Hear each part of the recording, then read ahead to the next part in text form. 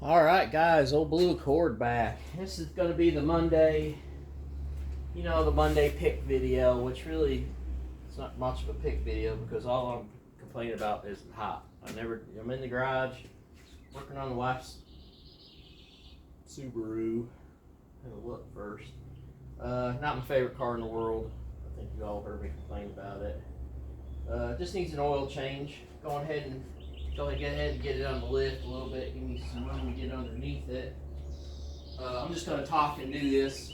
It's not going to be very exciting. It's not a bad car on this lift. It's not a bad car to lift up. It's got the normal pinch welds, and then my lift has these blocks. I really need to get another set made. I don't know what this stuff is. It's rubber, but it's hard. But you just have to make sure you get them. For an all-wheel drive vehicle, it's not too bad. You have to make sure you get them in the right spot. And I don't need it lifted much. It's got some weird plastic under there. A couple spots you don't probably want to break.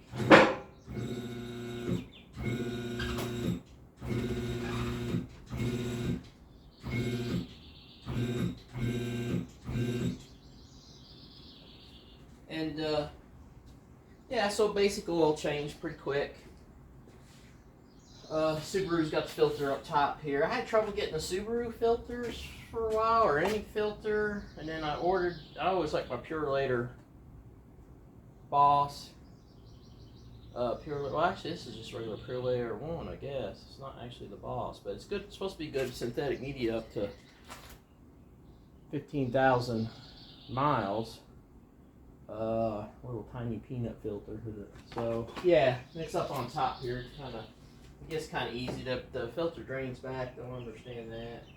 Subaru thing. It's really bad about rattling on startup. It always has since new, and it's always used oil. It uses about a quart per 3,000, and so if you want to change the oil at about 6,000, which I think is what it's called for, it might be 9,000. You have to add a quart of oil. So the wife will tell me, "Hey, I added a quart of oil at 3, so get ready to do the oil change at 6." So you end up really, if you do it right, you probably need to put 2 quarts in it if you go over to 6,000. But we usually just let it use that other. And I've gone to the dealership and they're like, well, unless it uses a quart per 1,000, they won't do anything. And now it's out of warranty, of course. And then the rattling is just, yeah. But she's complaining about the front end and stuff. Maybe there's the suspension not doing too good. I got it off the ground. So I'll go ahead and I'll do the tire shake. Kind of just look everything over.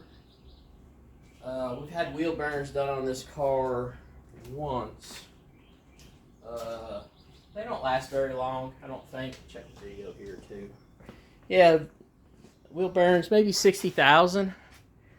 They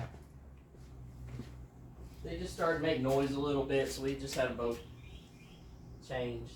Probably an all-wheel drive thing. I had struts put on it. Just looking at the brakes too. Brake pad, get low. Yeah. It's just an old clunky Ford. Their all-wheel drive systems are good. It's just kind of, you get a lot of slop as things get older. Like I said, we got struts on both sides. Pretty new. I think we did struts and yeah, struts and bearings same time.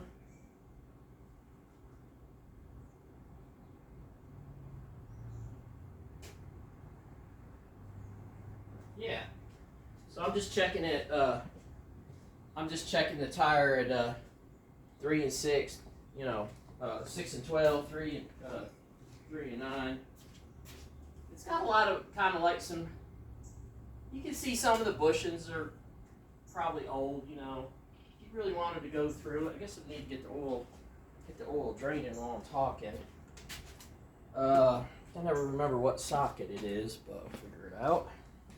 Yeah, so not a bad car, not a great car. They were cheap. It's a 2014, so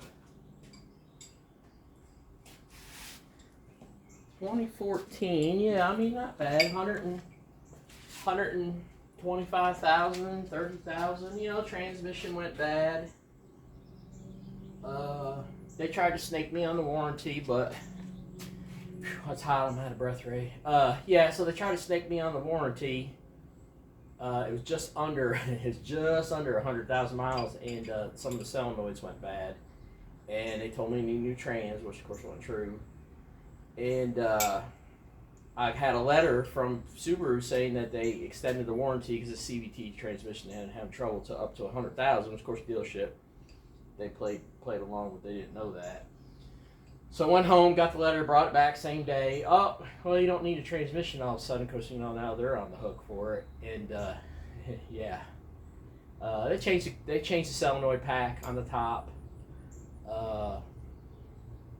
And it did okay. We brought it back after 8,000 miles. Kind of herky-jerky performance. It's getting a lot of what they call micro slips, which I know they can check, but they won't check for it.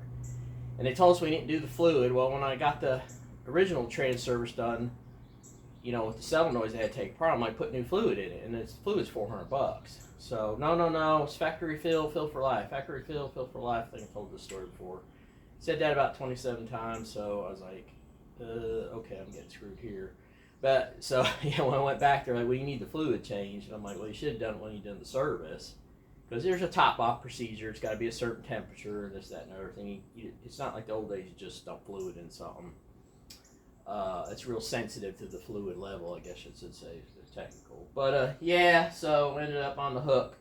It ended up costing me $280. They did it for their cost of the fluid, which is probably right. But you know, it's the same thing. You got to argue. You got to argue and complain and all that stuff. And the work they did, there was another 2-year warranty, and I think 24,000 mile.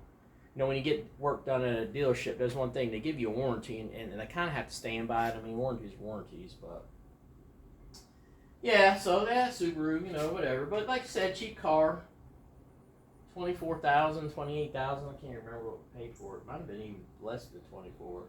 The air conditioning compressor, the clutch went bad, and I had it replaced, but I do notice that the high side pressure fitting, I'm looking at it right now. It's right here. It's leak. I've got oil leak right there. So that's kind of typical.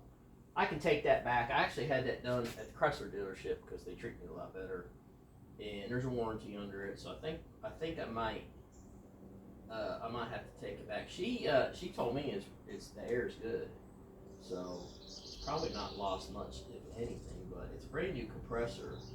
And they redesigned the compressor. There must have been they must have knew something was wrong with the clutch, because the clutch was real intermittent.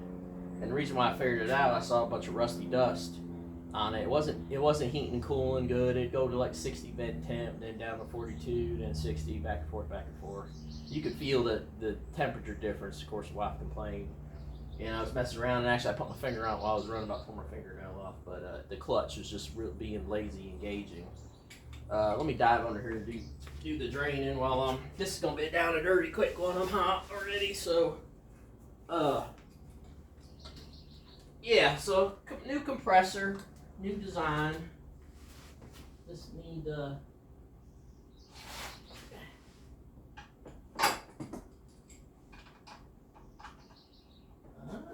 that 15. I guess 15. And this is the worst part about working by yourself. Just getting up off the ground when you're old and nobody to hand you tools. So I need a 17. Oh man, this could be trouble.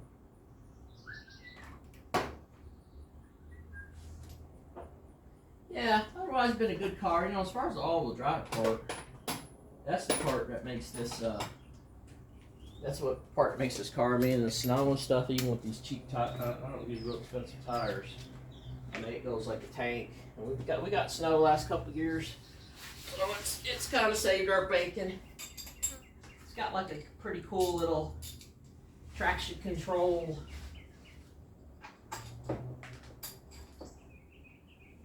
Oh gosh, yeah, it's got a good little traction control, and with the all-wheel drive set up.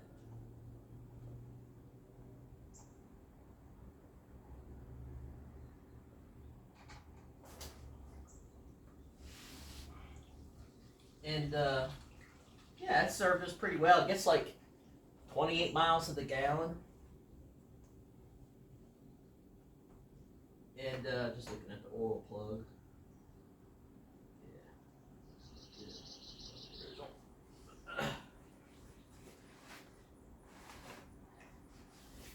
Yeah, so just do a quick drain. I think it takes 5 quarts of oil. I've been using the 0W40. I don't know what it calls for. I don't care. I use that in the Jeep and another vehicle, so hopefully I've got enough laying around. I might have to go get another jug. I've got 4 jugs laying around here someplace. But yeah, that's about it. The Subaru rant. It's hot. Should have got my air conditioning fixed. Let's see. This video's 10 minutes. I'll talk a little bit more. Yeah, you got this top mount. This top mount filter's pretty easy. And yeah, while you're doing the oil changes, look everything over, check the brake fluid. It's probably due for front brakes, and I think we had a garage do them, and if I remember right, there might be like a warranty on the brakes, because you know they figure you're not going to keep a car 100,000 miles. Oh boy, that is too. So yeah, let's see. I got a filter thing here. Probably should have been a little more ready for this, but she came home when it was warmed up. Nope, that's not it. She came home when it was warmed up, so I was like, let's just put it in here and get it done.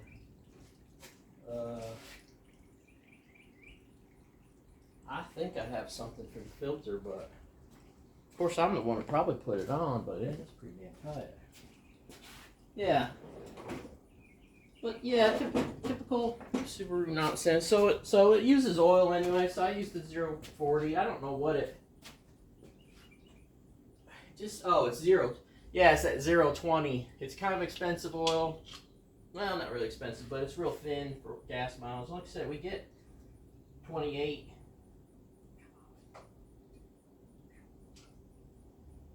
We get at least 28. Sometimes you'll get 30.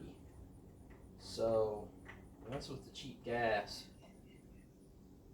Yeah, so the oil filter points straight down, so you can't. This must be a Subaru filter. That's funny. There's not a mark on that filter. That's crazy. Oh, right there it is. Maybe say something. I have no idea what brand that is. I mean, I'd say it's a Purelator. I thought I bought some Subaru filters, and it was odd because I went to Advanced Auto, and they're like, yeah, we can't get the filters. Something wrong with Japan. Something. So they had the regular. They went to Subaru and bought regular Subaru filters and put them on the shelf, just to accommodate, because you need filter, you need filter. So kind of funny. Yeah. See, even when you dump it, there's not a drop of oil in it. So this thing just dry starts every time. Never a good design. It's handy because it's right at the top, but you just have to get underneath and do a quickie drain. And yeah, that's really about all the complaints. I mean, for a car with 100,000 miles, it drives like one. It's just got a lot of little squeaky rattles, and she's had to. This is an annoying one. There's a squeak or a rattle like above the rear view mirror, and she's had the windshield change out 3 times, and the 2 times is because of the squeak, and they can't figure out how to get rid of it. So I've tried sticking socks and stuff down the corners, and it's somewhere's at the top, it sounds like to me, but my hearing's really bad. And it's annoying, it's annoying. And it's not a quiet car anymore, it's a loud car. There's not a lot of sound deadening in or anything like that, like you have on modern cars, which that makes them cheap, but that's fine.